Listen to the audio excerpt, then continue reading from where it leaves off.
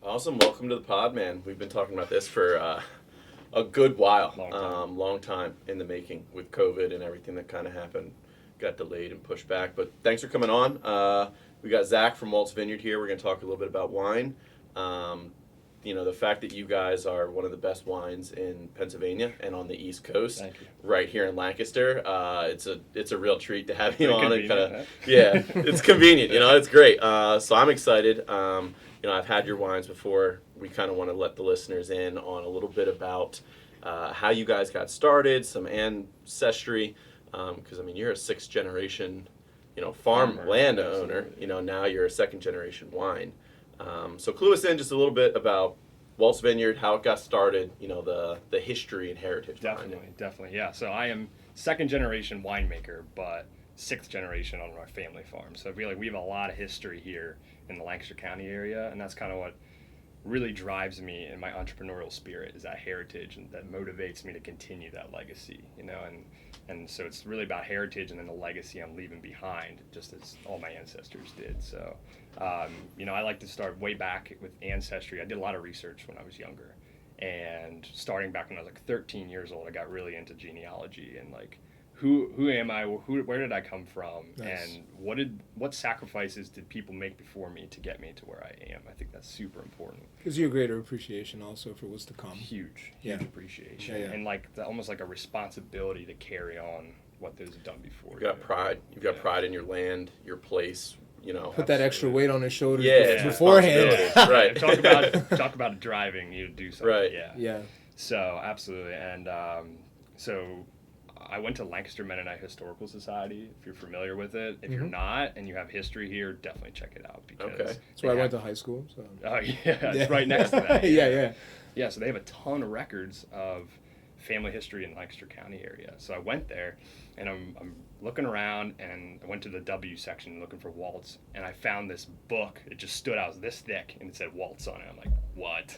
No way. So I pull this out, and I'm looking through it, and it's got my whole family in there. My picture is in this book, and I'm like, hold up. Wow. Like, are you supposed to ask permission, like, to get a picture? Right. That's interesting. It's just wild. So I was like, okay, so I'm going to read this entire book front to back and see what this is all about. It's amazing. So it got me back maybe like 3 generations or 4 generations. It wasn't super far, maybe like everything I've heard from my grandparents, but it gave a little more history. It had like newspaper articles and all this cool stuff. So that got me like really into it. And then I went on, it was super and that gives a lot of people encouragement to want to go out and do stuff like that too. Yeah. I had no idea, and probably a lot of listeners also had no idea that you're able to do something like that. Yeah, there's a lot of paper records that are not online. You would have right. no idea out there. Mm-hmm. So definitely I'd recommend, if you're, no matter where the listener is, like, find a place in your local area that has those records. Yes. And, like, look into it. Check for sure. Out. It's a good piece. Well, that's good cool piece that you of get the knowledge. you get the clippings from the newspapers and the articles and all that other stuff that like back then was kind of a rarity. That's so cool to be able to have that place, and I'm sure that probably makes you like you don't want to ruin it. Yeah. Now that you saw all that progression, you're like, all right, well, the pressure's on. The pressure's on. It does. But I love it. It's so motivating. That's amazing. And so from there, then I went on, took those names, went onto ancestry.com, and then got a whole ton of more information. And it turns out I finally traced back my ancestry to immigrating here from Germany. Wow. Okay. And so it used to be Waltz was the last name. And one day I'm sitting down, an ancestry notification pops up, and somebody had just uploaded a new article about, or it was church records from Germany of people that were with the names that I had recorded in my family. So I knew exact town now, where they came from. Interesting. And it was from Alsace. And I'm sitting there, I'm like, Alsace. Dude, that's a wine region. Holy shit, my ancestors might have been winemakers. Wow. Whoa. And when you got here, you guys were tobacco. Wow. Yeah. I don't know. For sure. You know what they say? They say history repeats itself. Who knows if it was it came full circle, and it had to be. I feel like it's in my blood. It's in your blood. It's in your blood for sure. Because I've personally been up to the to the vineyard, and it's absolutely beautiful. And you guys definitely know what you're doing. Me being in the food and beverage industry, just to kind of touch on that a little bit. I'm a huge fan of Waltz. Waltz is to me, they're very proud in what they do. They put their all into it. I've been a food and beverage director for many, many years at a couple different places. I won't mention them right now, but I've always, carried some of your product, like from the old line Chardonnay to the Rosé, which I'm sure we're probably going to try some of those today. It's always been amazing feedback and seeing the operations, firsthand and seeing how much goes into it and how much pride you guys take. I mean, the product definitely speaks for itself. Yeah, your facility is fantastic. It's beautiful. Thanks. Yeah, I highly suggest people listening, if you like wine and you're in the area, go check your guys' tasting room out. Oh, yeah. it's probably it's some unexpected things, I'd say. The equipment is like state of the art. It's what we really believe in. I think it's just I was highly impressed. Invest and in you guys got it all from over in Italy. Yeah, all of our stainless steel winemaking equipment's from Italy. Yeah. All of the barrels are from France. Yep. We just believe hey, they do French it best. oak barrels. Why not go with the best? So. And if I remember correctly, it was takes about 2 years for each of those barrels to be made. So it takes a really long time. The barrel aging, or the barrel making process is so complex. Yeah. And we were even talking about how unique that is. So wild. And just the barrels. Every piece that goes into the winemaking and all the different companies and family histories that goes into that is just incredible in itself. But do you guys do tours as well? We do, and when you go do a tasting, you can request a tour, and we'll give it around the facility. Yeah, I mean, it blew my mind when we walked in there. And You're lucky you got the tour from me. Right, yeah. I wouldn't get that. But that blew my mind, just walking through and seeing all the different barrels and then seeing your bottling machine and, the, what's the one outside that skins them? Oh, yeah. Like the press you're talking about. The long press, yeah. That volume press. I was like, oh my Beautiful. God. Beautiful. I remember that. I forgot about the way that first. all comes about. Yeah. It's I love showing people around because they really are whoa, had no idea this was here, Yeah. On a beautiful sunny day, in fall, I mean, it doesn't matter when it is, as long as the skies are clear.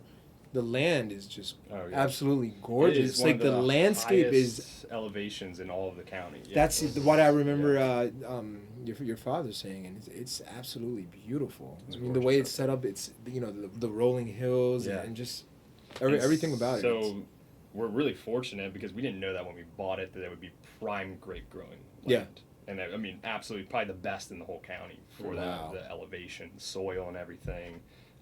So I'll kind of backtrack, but get back to that here in a second. Yeah. So going back to the ancestry. So my ancestors came to Lancaster County in 1790 was the first one. And then, 2 generations later, we bought the farm that we're on now. And so for a 100-year time span, tobacco farming. That's all we did.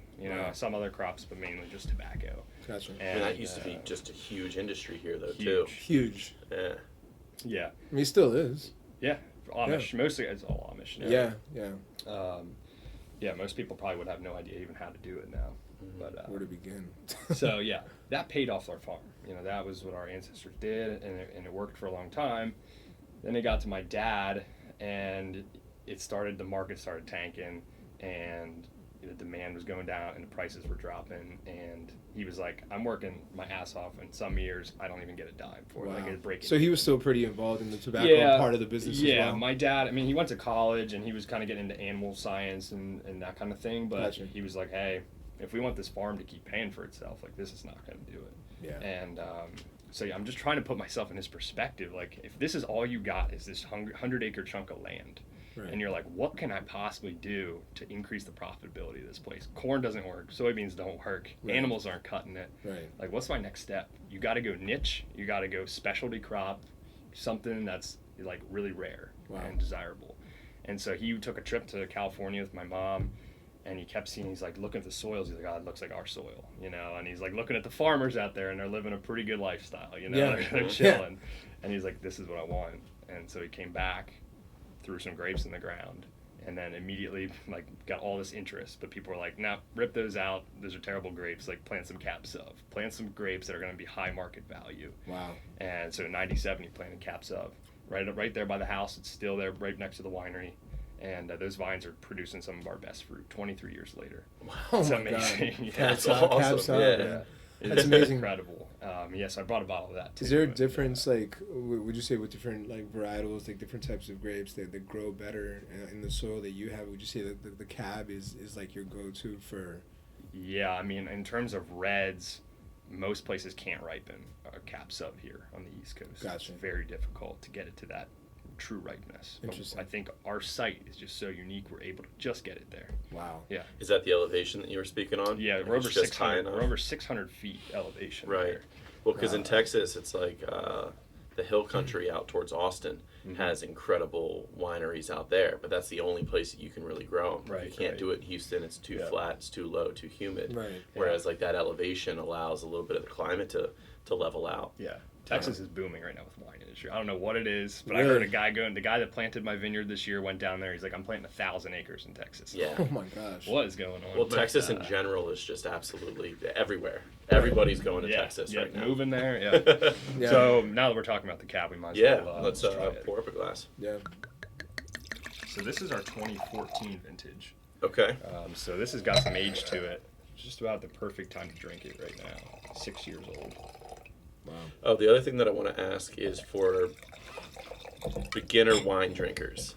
You know, when they see people doing this, what are you looking for? Oh, you're looking for You know what I color, mainly color when you're doing this. Okay. I tend to like hold it over a table so I can really see the color of the rim of the wine. Okay. And so that is the way a som will be able to tell you the age of that wine. That's the best indicator for them is looking at the color of the rim because every year a red wine gets a different shade of red on that rim. It'll go from a dark ruby purple to a red to a brick red to an orange over time. So you can get the best guess is going to be looking at that color on that almost opaque edge there. Okay. Does that tell you alcohol content too? Alcohol contents almost always for soms will be like drinking it and then breathing in right away and feeling where the burn goes down to. Yeah. Yeah. So you can almost tell like they're so some people are so experienced will like tell you like this is 15% alcohol when it burns down to here it's 16%, 13. Yeah, true song Yeah. will tell you that. No way. It's pretty wild. Yeah. Yeah, there's all You so see, much. like, Yeah, I was there just is- saying. You Blowing my even- mind. Now I'm trying to figure out where mine was. Yeah. Okay. And the legs coming down off of the Yeah, glass as well. There's debate on whether that really tells you alcohol because there's other things that can affect the legs of the wine, but Right. sometimes it can be a pretty good indicator. Right. What do legs typically tell you though? Could be glycerol content, which is a byproduct of yeast.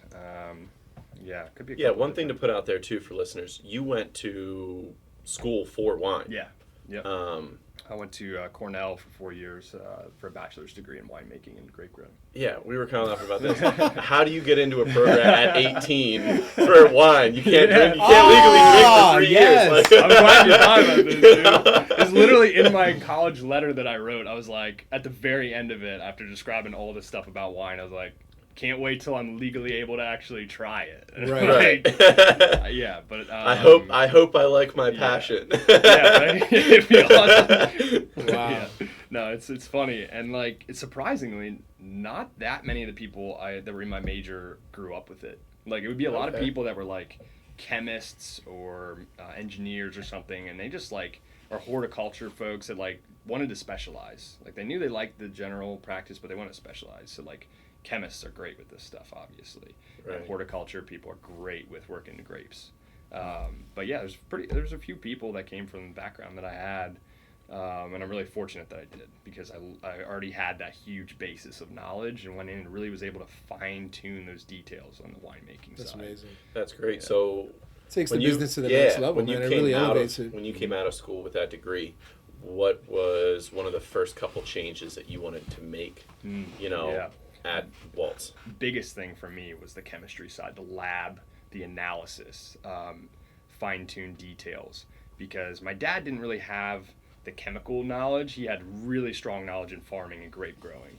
And he had really good mentorship in the winemaking. But when it came to those fine details, to just even tweak the quality a little bit more, that's where my chemistry background came in from school. So I built a whole new lab for us in the winery there. Wow. Full lab scale with an office and everything.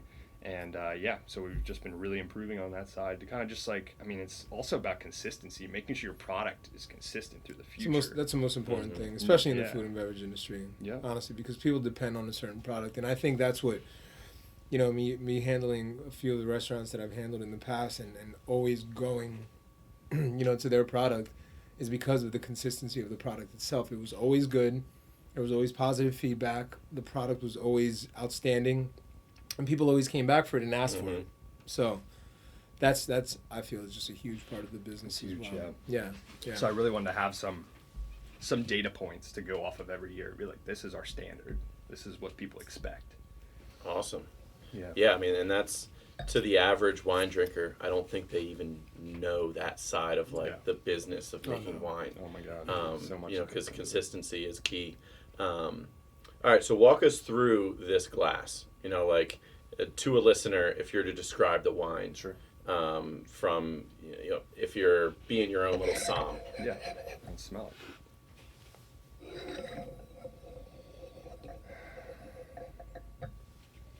So, typical East Coast cab, I would say, would have a bit of a green character to it. This one does not, and that's what I described to you. Again, we just get enough ripening to kind of mitigate that herbaceousness, and so this is going to bring out some really good red fruit notes. We're not quite getting the like super dark fruit that you're going to get in California. This is a little bit lighter cab. Like blackcurrant and all that. Yeah, not quite to that, but we got a lot of cherry in here. Ton of cherry. You'll probably get some notes of like tobacco in this. You're definitely gonna. Is that just from the years of soil? Yeah. You're not gonna get that out. Dude, That's not yet. Terroir, you know. Yeah. You'll definitely get hints of vanilla from that French oak. They're not overpowering. This doesn't scream. No, it's vanilla, very but subtle. Like, yeah. But it gives it smells that so it gives good. it that complexity and kind of balances it out. What I like is that it's not like I prefer a dry red wine. Mostly, I don't like super sweet. You know, I think this is just absolutely phenomenal. Thank you. Yeah, this also shows like it's important to age our wines too. That's one thing that like our wines should be drank at 5 to 10 to even 15 years old to really appreciate what they are and their ageability. So we're at 6 years with this, so it's just getting into its prime right now. Right. And that's one way we've really just tried to stand out from the rest of the wineries. Is just like we want to make things that last a long time. People in our wine club are cellaring these wines, and they know that. And we're not even releasing them until they're 3 years old. Right. So just a totally different like business strategy, you know. Yeah, it's amazing. Wow. Yeah. I mean, then that's like such an investment of time Oh my God. Yeah. because you're sitting. You know, it's like, yeah, we did all this work this year. 3 years from now, the work that we put in is what we're gonna make. Yeah. You hope people come back 5 years later and like, yeah, it was good stuff. Hopefully.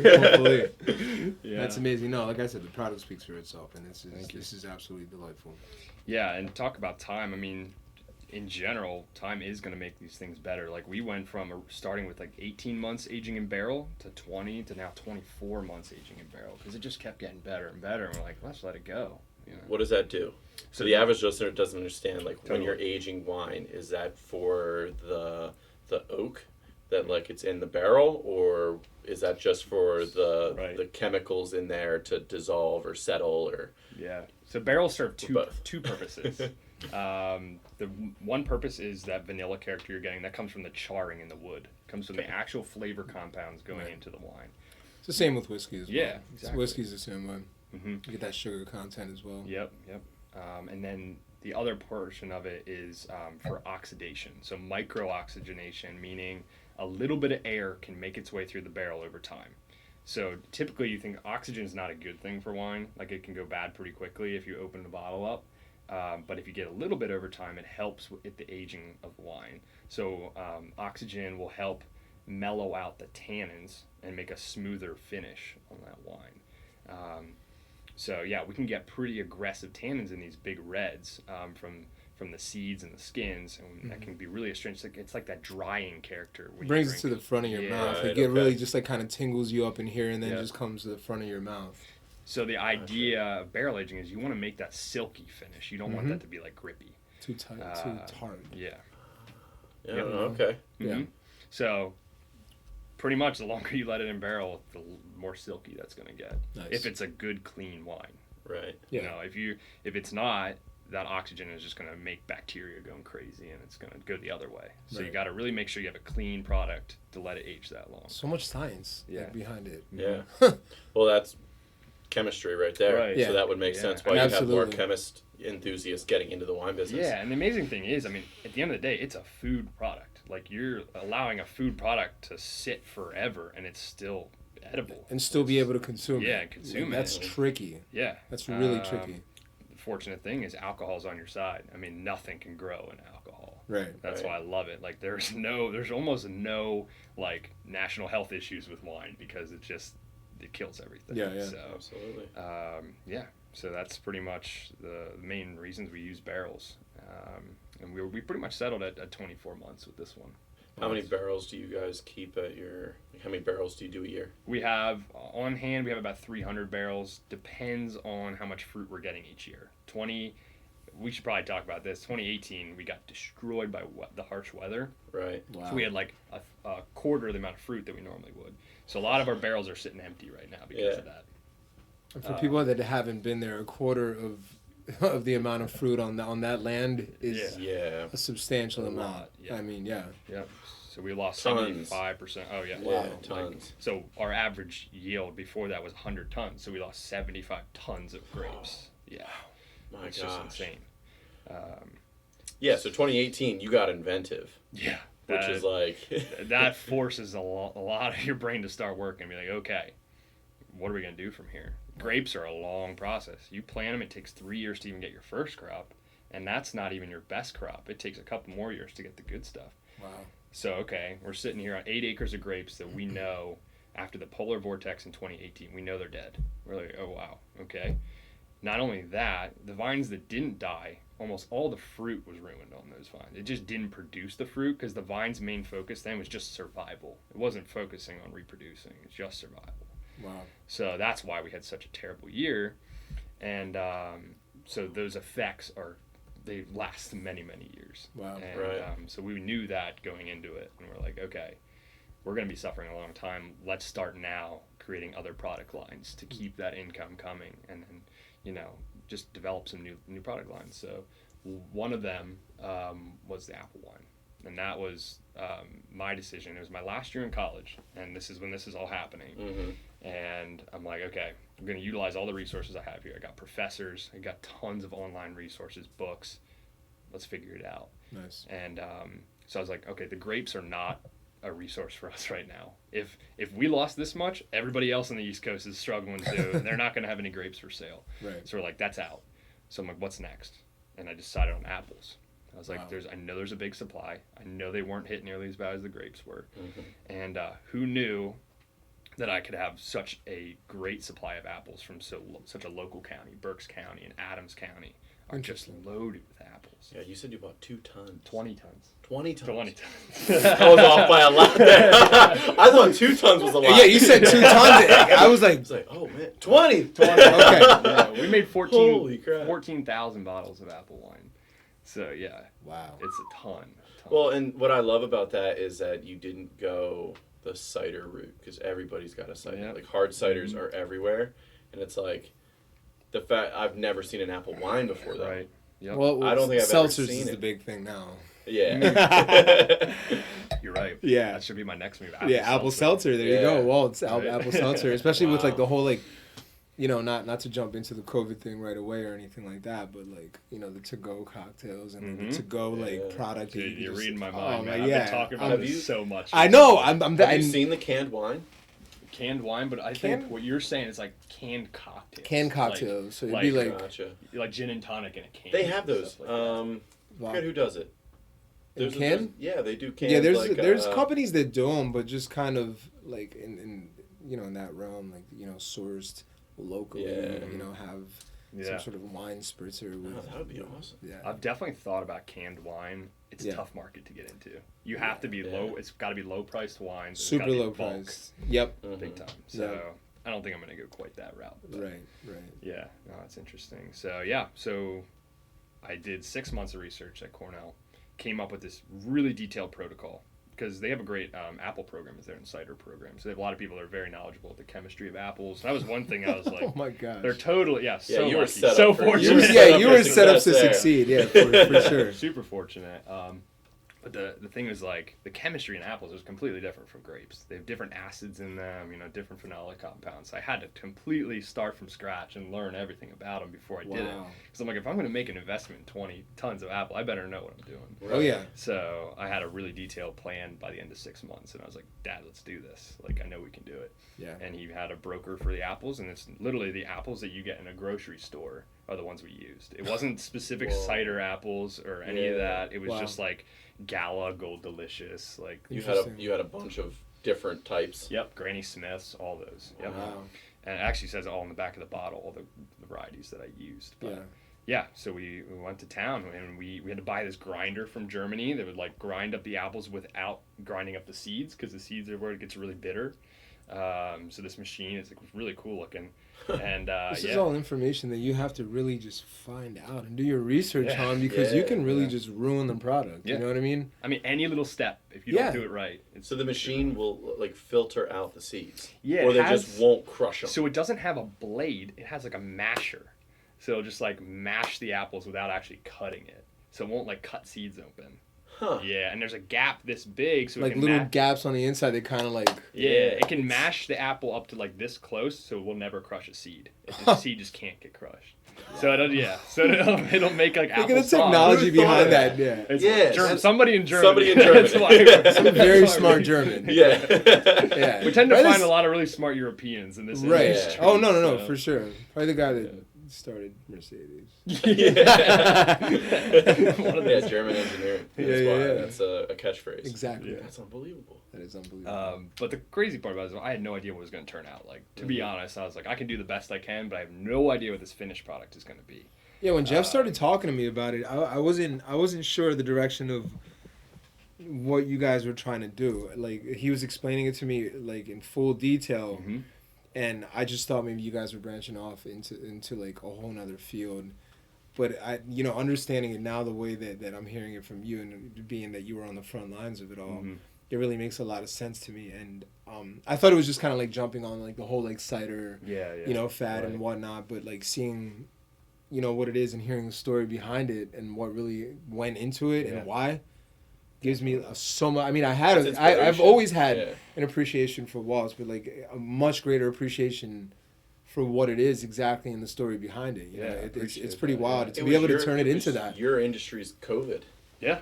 Essentially, so many people right now are like, oh my gosh, I just lost 75%. What am I going to do? Mm-hmm. All right, hey, spend 6 months, develop a plan. Right. Find your way and niche to get out of this. Yeah. I mean, the circumstances are what they are. You got to adapt. And that's what I loved about it. When you told me that story, I was like, we were heading right into the lockdowns. And I'm like, oh my gosh. Use this time wisely. Like, it could totally change your business for the better. Exactly. It really turning a negative into a positive. Because you guys have won awards off of that now, haven't you? Yeah, and we had... That's your bestseller. It was for 3 months. It was our bestseller. In the fall, every fall now, it's like people want Apple products, anything Apple. So who knew? The first 3 months. And what I love about it is it's not... It's sweet up front, but it has more of a dry finish to it. It does. So it doesn't feel heavy. Like sometimes when I drink like a super sweet white, after a while, like I just get tired of it. Yeah. That's around the time that I did try it too, because where I was working at the time, we did an event, and it was going to be like an outside, like welcoming fall and winter, into the new year and then the new season or whatnot. And I think that was one of the featured wines that I brought in.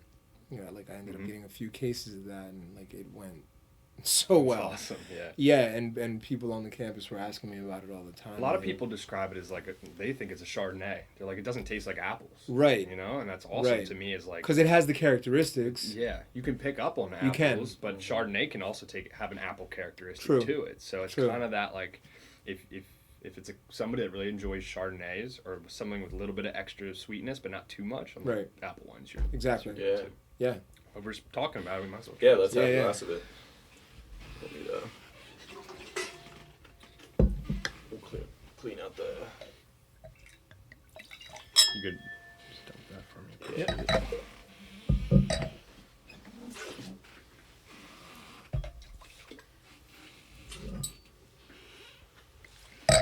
Oh, this is great.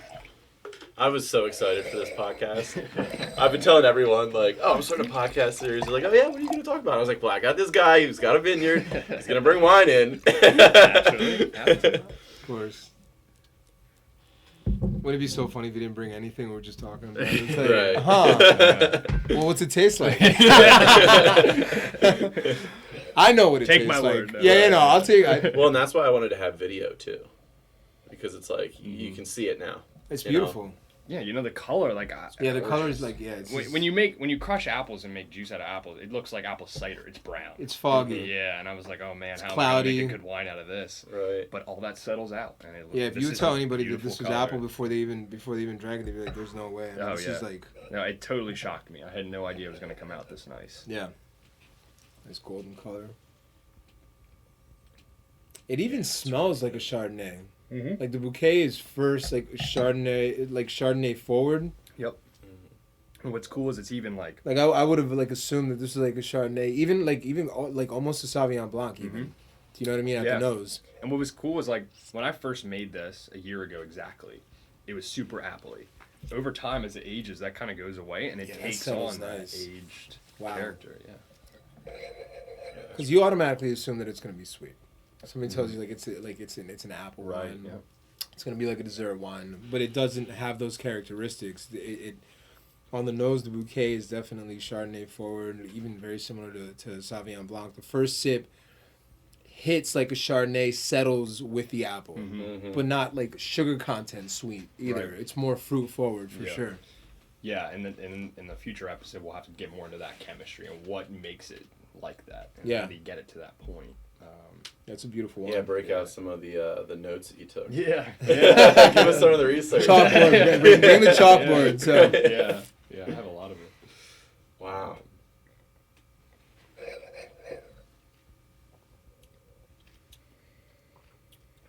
The ingenuity of it. You know, that's 20 tons. Wow, I can't get over that. Yeah, it was an entire tractor trailer load. Yeah, Right. Yeah. Not two. Right, yeah, 20. Oh my gosh, I can't even imagine Yeah. that. God, I love that. That is amazing. So what brought your dad over the edge for putting this in? Like, was it the research? Was it the like, Oh man, I think Here's it what I was think, almost or- desperation. yeah. You're at that point where you're like, you know the future. We don't You're have stuck the between a grapes. rock and a hard Yeah, place. You right. make some decisions gotta- that you you gotta either try. don't want to make or you have to make. Exactly. Yeah, I mean, he trusted me big time coming out of there, out of school. He was like, whatever you come out of there with. Was it one of those you're gonna let conversations like, please Right. don't let me down? Yeah. right. Yeah, I know, man. A lot of pressure. I mean, my first product too. So Oh, this yeah. has gotta be I think good, you man. did That's well. great. Congratulations Way to on go. that. Congrats. That was very well done. Thank you. Yeah, now I'm ready to tackle the next one. Nice. Really, Right. it really gets you. Keep on that roll. momentum. Yeah, on that momentum. Especially when you're successful at the first decision that you make that's major for the company as well, especially for the family. I mean, it gives you that inspiration and that motivation to want to tackle the next project with like a clear mind and Absolutely. like so much desire to want to like, oh my God, I executed the first one, so now I have to continuously challenge myself Right. and just continue to grow and be better. Yeah, Yeah. definitely is always in the back of your mind now. It's like, Mhm. okay, like this is my path. This is what's pushing me to do the next thing, and like I got to keep going. Right. So what's optimal weather Optimal weather for like a growing season? So like yeah. 2018, dismal, the worst that was it could terrible. possibly get. 2018 was rain, tons of Okay. rain through the harvest season. So we weren't even able to make. Cold too. Yeah, we weren't even able to make reds because they were so diluted from all the rain. So we had to make all rosé out of our reds. Wow. Yeah, so I was terrible.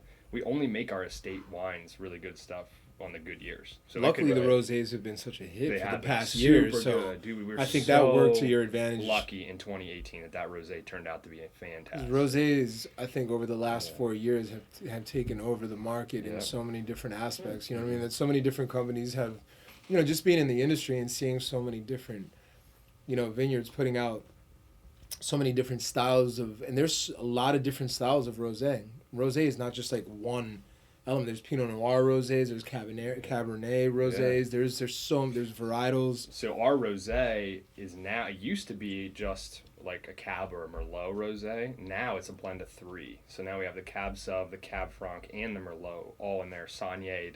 And if you're familiar with Saunier process, No. so basically what you're doing is, red wine gets its color from the skins, right? So you have to soak the juice with the skins for a couple weeks to get that dark red color. Wow. So if you pull off juice like within a day of being on the skins, it just has a pink character like look to it.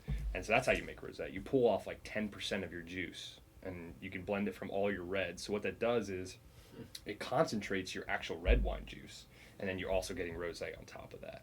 So it's a win-win. Wow. And by blending all those red grapes together, it makes it super complex. You're getting different flavors from all those grapes. So that's what we settled on for our rosé now. It's 3 different reds in there. Very nice. Yeah, I don't know anything about it. Yeah, that's awesome. That's people something think to learn. like you just dump red and white wine together, and that's how you put rosé. No. Yeah, there's a real science to it. Rosé is a big. I think that's why it's become such a big thing, because so many people have learned like the knowledge behind it and how complex it could really be. Yeah.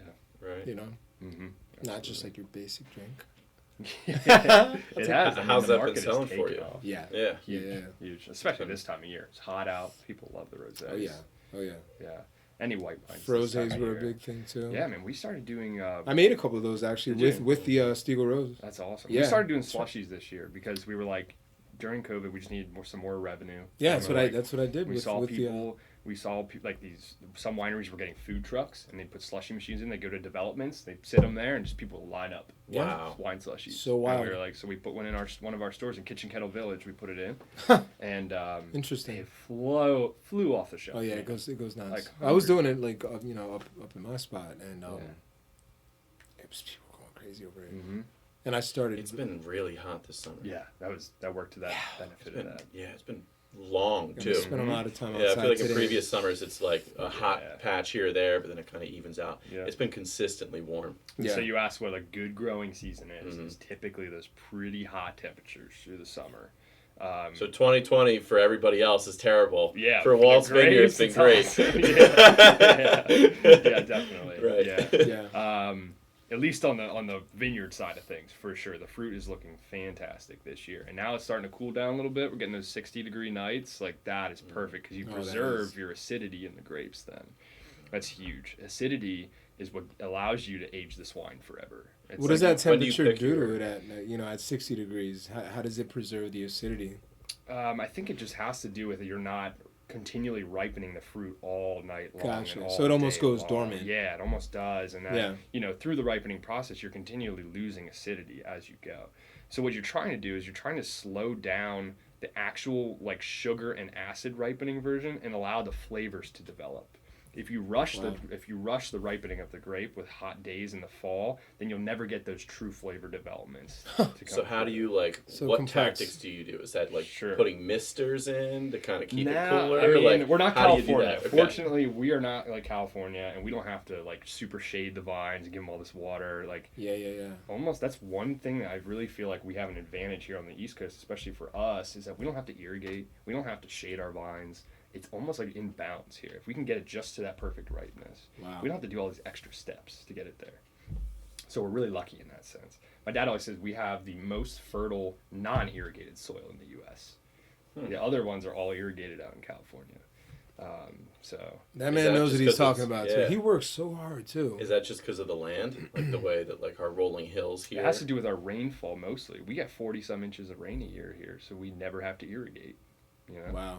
It's amazing. I mean, there's maybe 1 year in 20 years where we have to irrigate, but it's almost never. I was in Washington State. I worked out there for a little while. I saw grapes go 3 months without water, and they still survived and ripened that fruit later that year. 3 months. Wow. So we'll never have that here. It's just not a thing. Yeah. So it's almost perfect here. So it really is. It really is. I didn't know that. Yeah. And that's, going back to like when my dad first started growing grapes, like he had no idea. This soil that we have is very similar to German vineyard soils. That is like, we had soil scientists in France come out. too. Some of the soil in France. DNA. Exactly.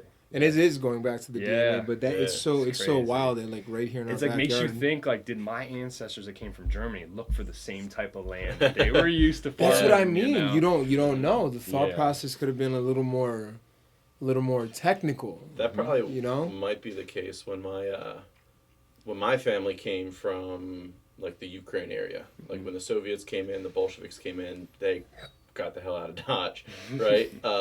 And when they came over here, what what they were is they were like the kulaks, which is like the Russian landowners, Ukrainian landowners. And when they got over here, they had absolutely nothing. So even though they were rich over there, the devaluation. So when they came to Lancaster, it was because they got hooked up with a farmer and they like started farming the land for him. And they just took like, well, we know what we're doing over there. We're going to come over here and start it. Interesting. Yeah, it's pretty cool. That ancestry, man, it just fascinates me. Like having a property, a piece of land in your family for that long. It's like 6 generations. you can't Like there is no chance you're selling that land. Right. You have Ever. so much.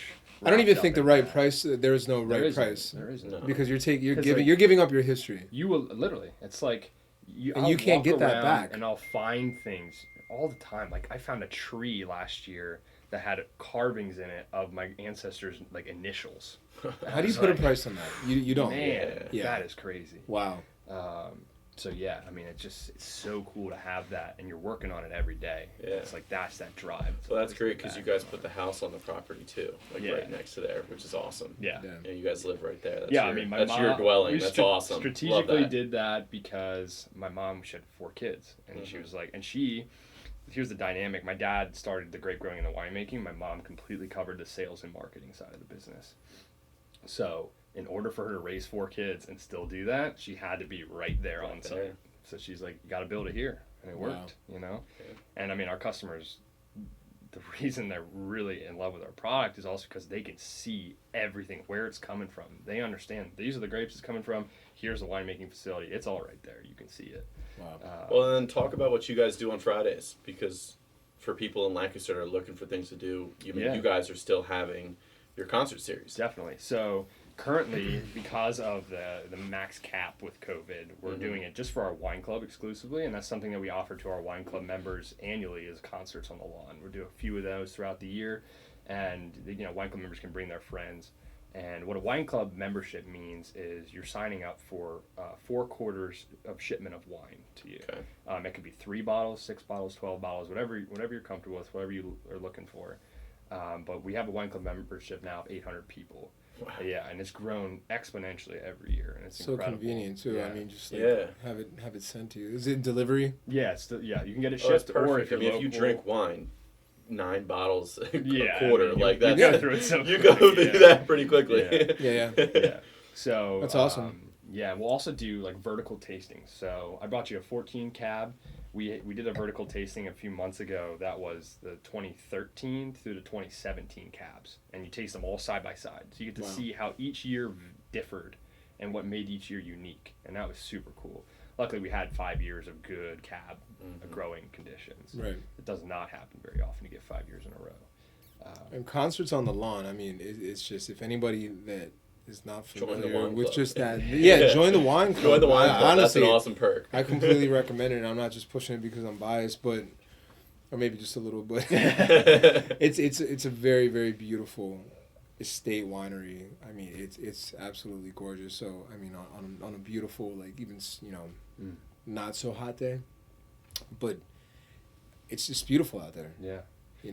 Yeah, it really is. The views, like I said, I mean, it's just a perfect location to like have a glass of wine, listen to some live music, and Yeah, I meet so many cool people at the wine club events. It's like there's always new people joining. It was just a really cool community. Almost everybody knows each other. Yeah. And like if they don't know somebody, they're gonna make the They'll meet 'em point there. to meet them. And it's a cool community. So Yeah, your guys' property over there is spectacular. gorgeous. Yeah. It's gorgeous. yeah, we're super fortunate to have that. And like I said, had no idea it was gonna be good for grapes like until we planted them. That's the craziest part to me. It's like there is luck factors to business. I mean, Luck it factors that you truthfully didn't even is. realize you had. Yeah, I had no idea. Until you started to do your research Yeah. and study your own land. Yeah, find what you have and what it can be used for. Oh yeah, And I think you guys did your absolute best in that aspect. Thanks, yeah. I mean, they had it all there in front of them. They didn't know 100% in the beginning. You know what I mean? That's what it was going to be able to offer. The resources were there, and if they dug deep enough and found that, and that's amazing in itself. Yeah, I think truthfully it comes down to like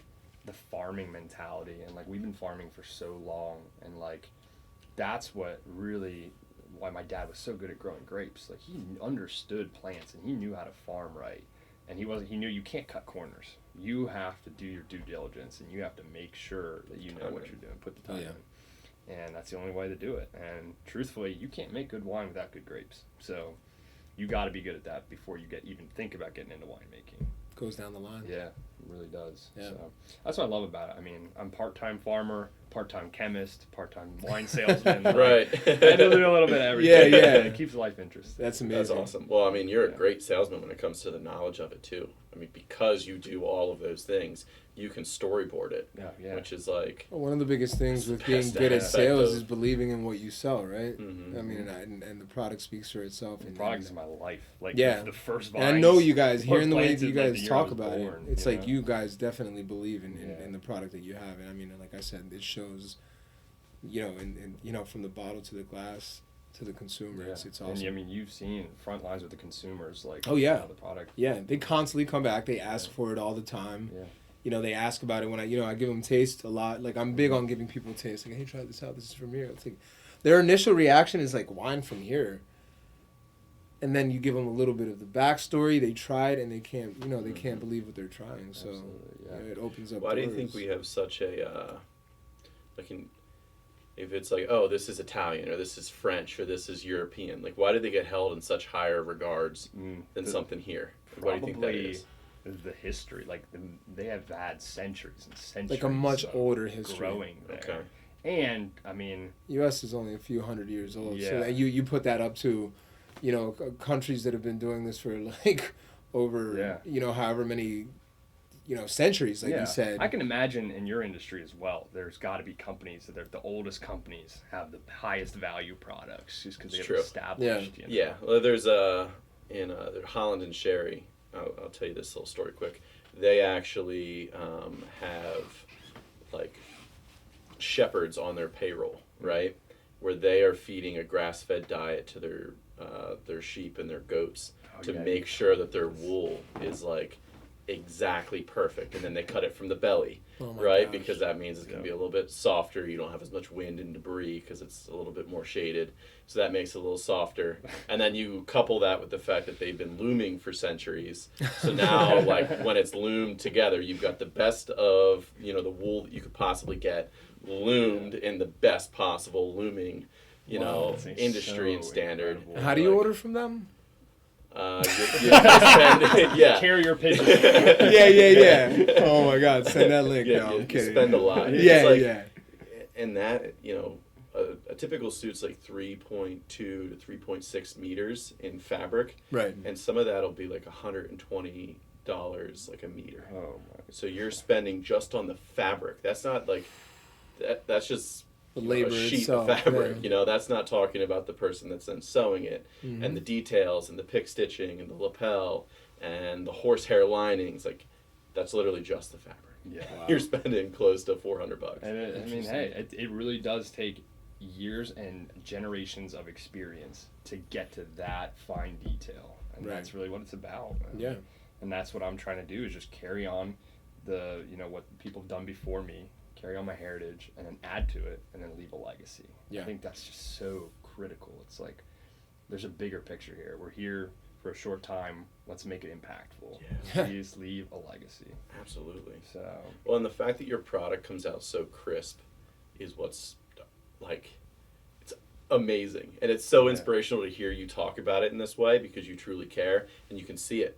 Like, it's tangible, but what they don't see is like you feeling the dirt and the stuff that like maybe isn't quite as glamorous as sitting here like in a nice area, like look at these notes. But like there's a lot of like the farming side of this things. This is like 2% of my like getting to do this.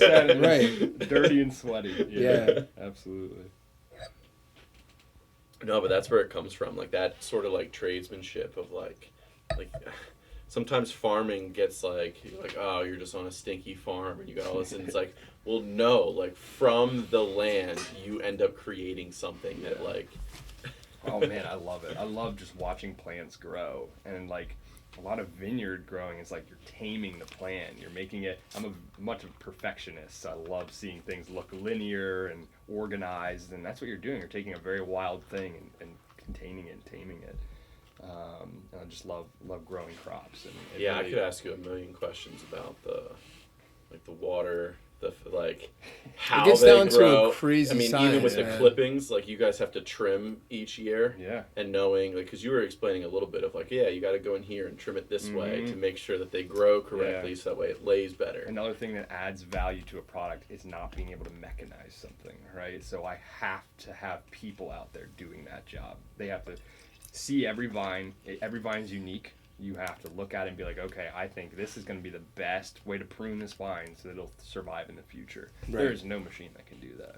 Yeah. So, I mean, that really does add to the value of the product. It also makes it really tough, especially when the labor industry now, the pool's getting smaller for farm labor. It's just smaller and smaller, and constantly trying to think outside the box. But truthfully, there are some things you just can't mechanize in my industry, which makes it so cool. I think it's handcrafted. So Yeah, and everybody's in on that right now. yeah, And that's just as we get more and more tech, it's cool to see these like working with your hands. There's a sense of value to Yeah. it. Like even when I start making like clothing and I'm sitting down and I'm sewing, like that alteration work, it's like you have a sense of like when it's tangible. Yeah. It's a craft. Yeah. Which is cool, and I don't think you'll ever get the true appreciation of culture, through tech. yeah. No, you won't.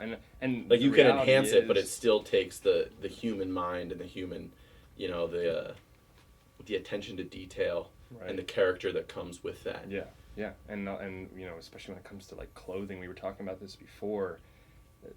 The more you spend on the higher quality thing, it's gonna last you way longer. It's guaranteed. The cheaper stuff is never gonna last you as long. It's like make the investment, just do it. Like it's worth it. Right. You buy more of the cheaper stuff too. Yeah, you end up spending more in the Yeah, long run. I think right. that's the Exactly. point. It's like Yeah, I mean they keep you tethered to it, Yeah. and that's even like with the custom clothing that I tell guys is when I try to do alteration work for people, they go to Express, right? And they buy an Express suit, and they come to me and they're like, "Man, it's a little tight. Like, could you let this out?" And I open up the jacket, and I was like, "Dude, there's a 1/4 inch on your seam tolerance. Like, what do you want me to let out? Yeah. There's no fabric left." Right. Whereas when you get to a custom jacket and I turn it inside out, I've got like a 1/2 inch to an inch on my seam You allowance can open it up a little that bit. I can open it like with a much larger tolerance. So like Yeah. if you're fluctuating between 15 and 20 pounds up and down, which is pretty standard for a lot of guys, Right. it's very easy to kind of like take the same suit and be like, all right, well, let's take the waist out a little bit. All right, now you're in good, form Yeah. again. You had an injury or you're eating better, you're dieting. Now we want to taper it back in. That's happens a amazing that lot. they're able to bring. They That's bring the crazy. same suit. They're able to kind of like do that too. Mhm. That's amazing. Yeah. That's amazing in itself. I mean, how long did that take you to learn how to do that? That is incredible. I've spent the last 3 years really kind of dedicating Mhm. myself to that. When I came back from Texas, my dad, we've got racks and racks of clothing for the rental stuff, which is kind of like, here, that one doesn't fit, this one does, Right. and we'll shorten the sleeves and Right. shorten the pants. And I noticed that on certain things that are rental, it's not a high enough dollar for the custom ability that people want, right? And with some people wanting a little wider leg, some guys wanting it skinnier, some guys wanting like the ultra skinny fit. To make rental do that, I have to buy like 7 different types of the same color pant, and I've got 45 styles. So I was Wow. like, you know what? Yeah. What we're gonna have to do is just, if you want it that way, you're gonna have to buy it, and I'll tailor it for you specifically for you. But Right. I can't invest into Yeah. into 7,000 pieces for one color when I've Yeah. got 45 colors You would to need deal with. 2 or 3 more spaces like this. I need I need $3 or $4 more million too. So I was like, all right, well, if I'm going to solve this problem, which is the fit that consumers want, I better learn how to tailor, because if I'm going to represent the clothing, I'm not just going to say, hey, you can buy it from me, but you got to go see so-and-so to get it altered. Right. Right. So I got very fortunate that the guy down in the city, Harry Mahanis, Yeah. and he's Lancaster's premier tailor. He's been for years right on Chestnut Street. Yeah. He kind of took me under his wing, and I would go in the mornings and be like, all right, hey, this is what I want to change. Like, this suit doesn't fit me right. How do I do this? And he'd be like, all right, take the jacket, flip it inside out, mark like this. He goes, sew it this way. He's like, you have to go very, very thin. He goes, do that 100 times on this jacket and come back to me next week. Mm-hmm. So I'd come back here and I'd sew it and I'd put it on and be like, it doesn't quite look right. Go back, take it out, redo it.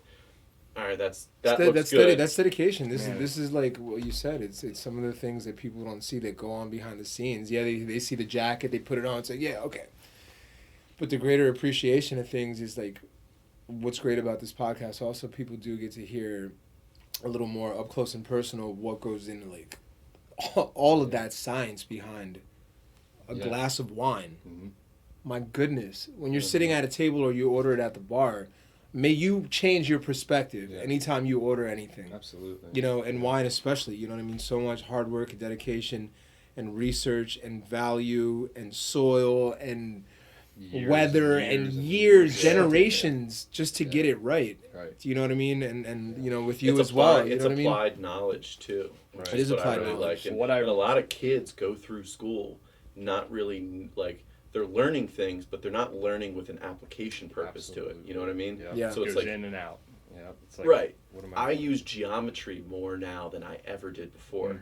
You know? See what I mean? And when I used to sit in geometry class, I'd be like, what am I going to need to know this? And it's like, no, now I need to know because it's like, if I'm working with angles, like I have to kind of know, and then seam tolerance. So it's like, just learning that, you know, it's like applying that knowledge is what I think is just, that's why I wanted to start this podcast, to be like, all right, let's find people that are hyper passionate about something. Right. Let's dig a little bit deeper into like the background of what they're doing, and then showcase that to be like, okay, what you're passionate about, become the best at it, and be the best at it, because when you do that, your purpose in life, like it's a legacy thing. You know, you put the responsibility to make sure 70% of second generation business owners fail. Right.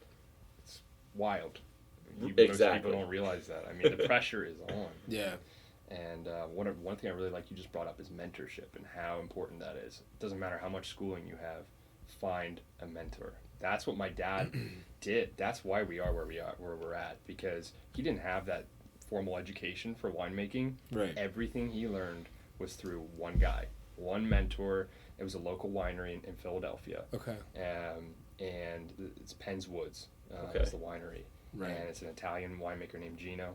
And that's what I thought. Yeah. If I wasn't mistaken, I knew he was like either Italian or from Italy or. And his thing was like, I want to mentor one person, but they have to be serious. They have to be committed to this and to producing a high quality product, or I won't do it. Because he saw the value in having other people in the industry, but only if they have the same mentality. Wow.